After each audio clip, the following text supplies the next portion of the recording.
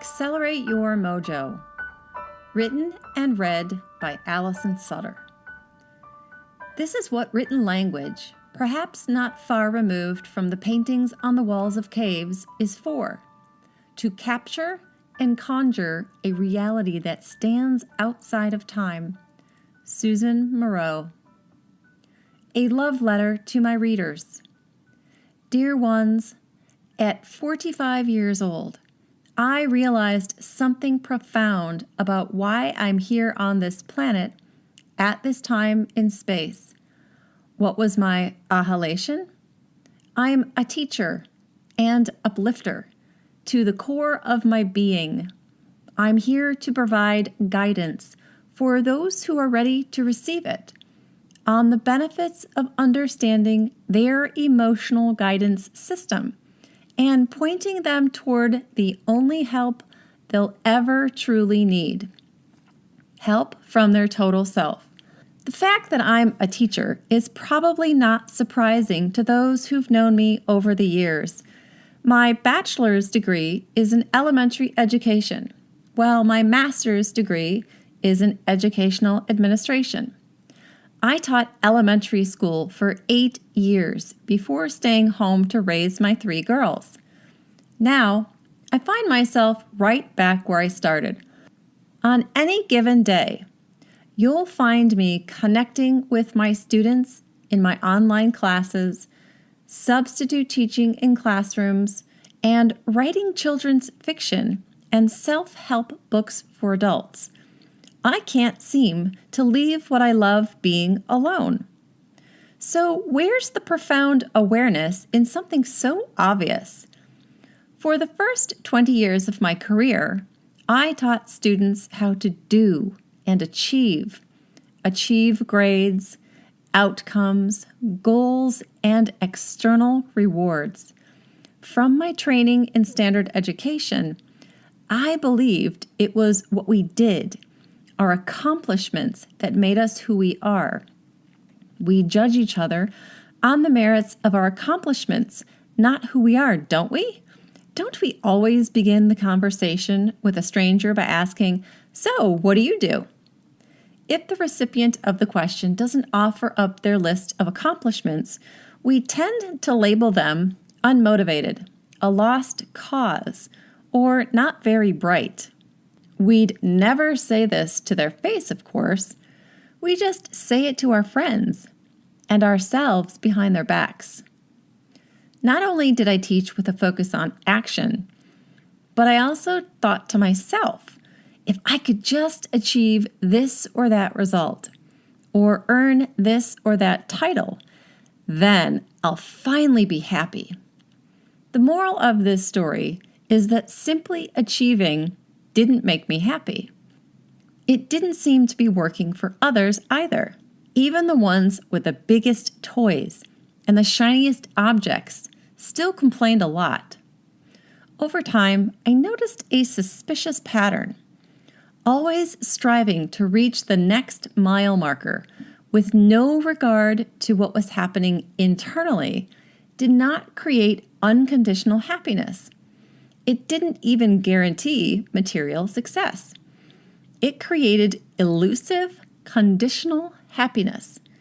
This was definitely true for me, and there were others who agreed.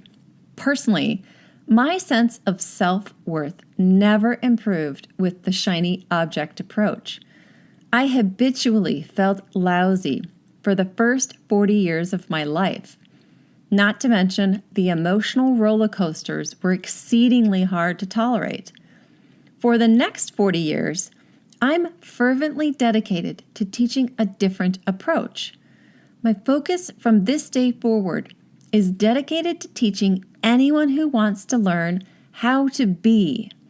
I'm a student of my approach as much as I'm a teacher.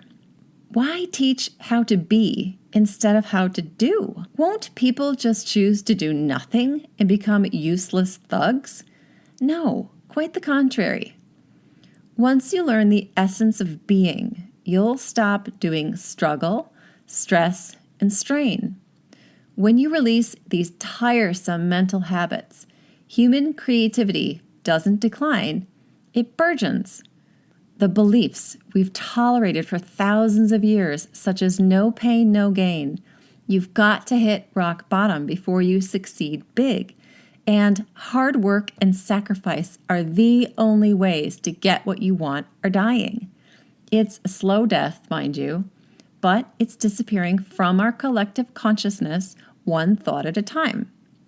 The life is hard, let's compare whose wound is bigger tough guy paradigm has one foot out the saloon door, and there's a new cowgirl in town. Her name? I'm a happy girl. Ima rides a horse named Intentional Creator and wrangles her life from the inside out. She's the poster child for ease and trust, alignment, and self-love. Her battle cry is, things are always working out for me, even when she can't see how. She's not naive. She's empowered. Acting as representation and counsel for I'm a Happy Girl has been the focus of my personal journey for the last 6 years. I've uncovered some eye-opening ideas that I believe will help you if you're open to receiving them. Free yourself from the belief that in order to be worthy of love or anything else, you must do more. Ima's not a doer. She's a beer. The irony is the more she bees, the more things just happen for her. Preferred experiences just seem to pop up into her reality. Others call it magic. Ima calls it normal. Dear ones, your chronic happiness and flood of well-being is not waiting for you at some distant point in the future. It's not determined by the degrees you earned, the awards you accumulated, nor the goals you set and reached. Your sense of worthiness is not awarded on the basis of how lengthy and polished your resume is. Oh, the places you will go when you understand and practice this new way of being. Our exploration together, in this book, in class, and in person, is for you to understand why your inner reality deserves more attention, admiration, fascination, and examination than your outer one. Our work is about witnessing and appreciating the daily evidence of this wondrous inner realm made manifest. I was mistaken in initially believing that external rewards should be our point of focus. Can you hardly blame me for thinking this way? The general consensus amongst society, and even most parents today, continues to sound like, get good grades, get a job, get married, have kids, and then you'll have time to be happy. Substitute the word get for the word do, and the message rings clear. There is no time to be, only time to do. And by the way, hurry up, we're late. We're never going to get it all done. Once you come to the realization that understanding your inner reality and learning to navigate its topography is critical to both your happiness and productivity, you'll, number 1, take this idea seriously. Number 2, experience true freedom. Number 3, bear witness to the magic of having what you want find you in the perfect time and place, instead of working so hard and always in chase of your dreams.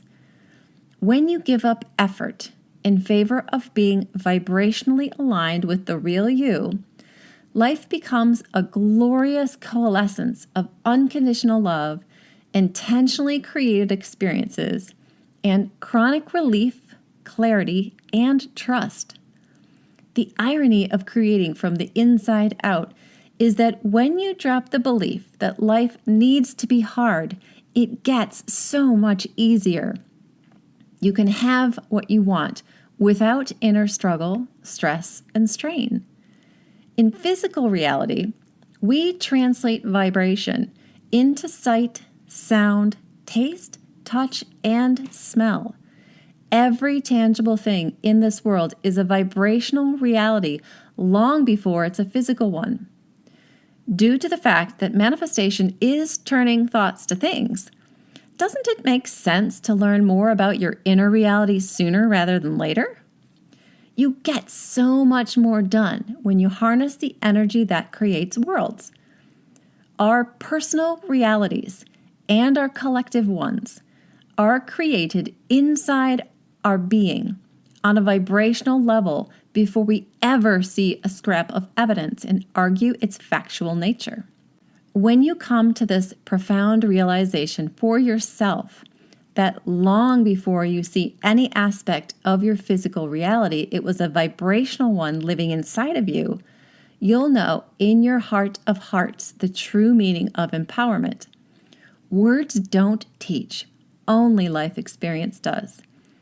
The entirety of this book means very little until it penetrates your psyche in the midst of an ordinary, everyday experience.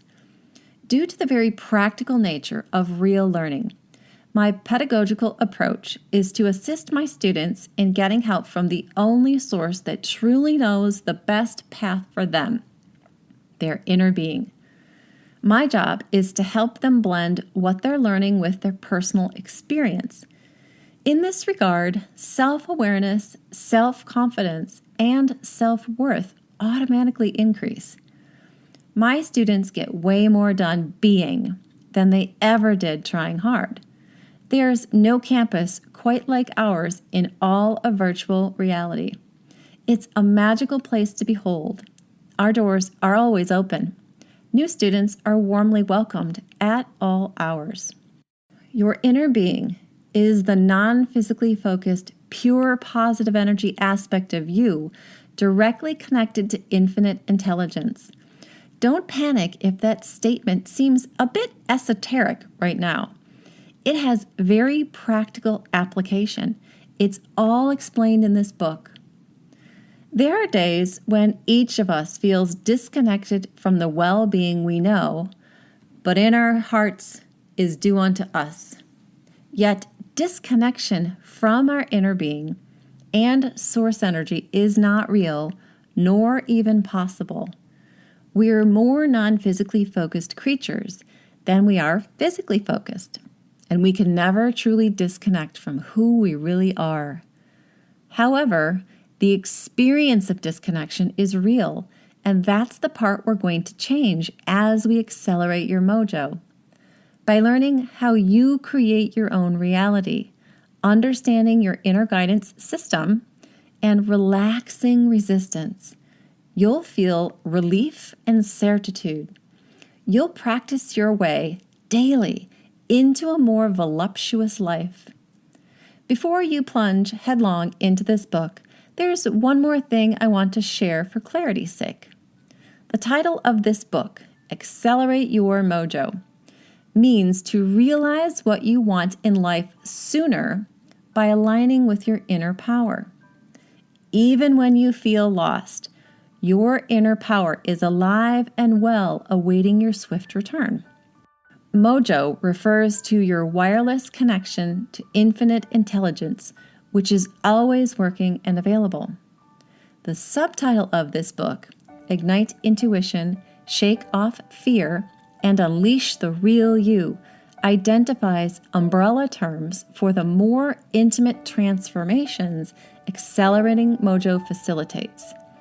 To find out more about Accelerate Your Mojo transformations and determine if this journey is right for you, go directly to the sections called Who's This Book For?